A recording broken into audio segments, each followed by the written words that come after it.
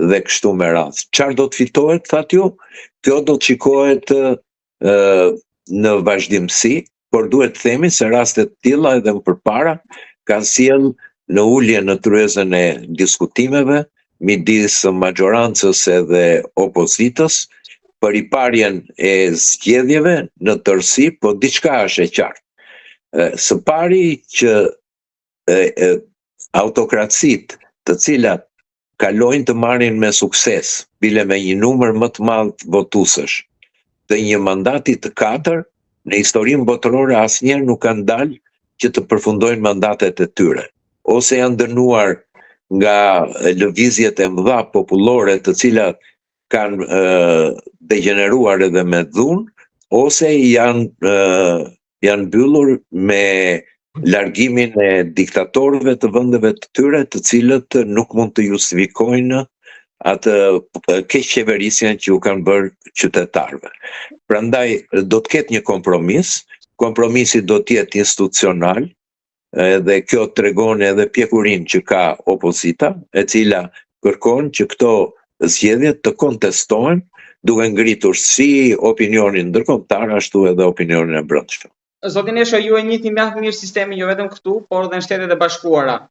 Tek ai reagimi që ju prisni që të ketë nga Shtetet e Bashkuara, mendoni që do jetë si raporti OSBE-s që këto nuk ishin zgjedhje më të mira, kanë problematika, por njihen?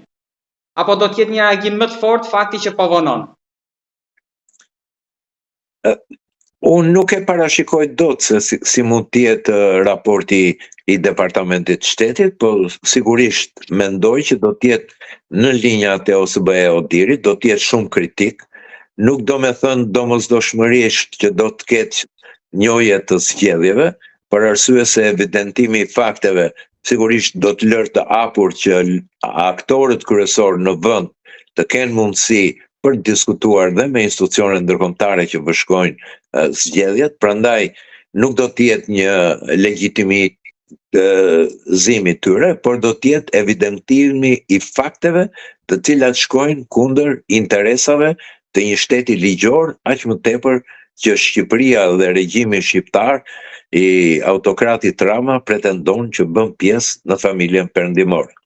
Paktën deri në nisje të sesionit të ri, pra të legjislaturës së re në shtator, ku zoti Berisha tha mbrëmjen e djeshme që do të shkojmë dhe do votojmë vetëm ligjet që na kërkon integrimi, pra Bashkimi Evropian. A mendoni që nëse do kemi një heqje të non-gratës së zotit Berisha deri në shtator, pra mund të marrë një tjetër rrjedhë situata, mund të kemi një përmbysje? Apo është përjashtuar fakti që nuk ndodhi deri para 11 majit dhe shanset janë më të vogla tani? Jo, nuk janë më të vogla. Ne duhet të themi që deklarata e Departamentit të Shtetit që u përpoq nga regjimi i Ramës që të relativizojë dhe të ulej ishte shumë e qartë, që ne nuk do të lejojmë politikat dëmtuese të ish administratës Biden të prishin marrëdhëniet midis dy vendeve tona. Do me thënë, vetë deklarata e Departamentit të Shtetit lidhur me çështjen e non-gratës, dezinjimit të liderit të opozitës, faktikisht dhe politikisht është hedhur. Do me thënë,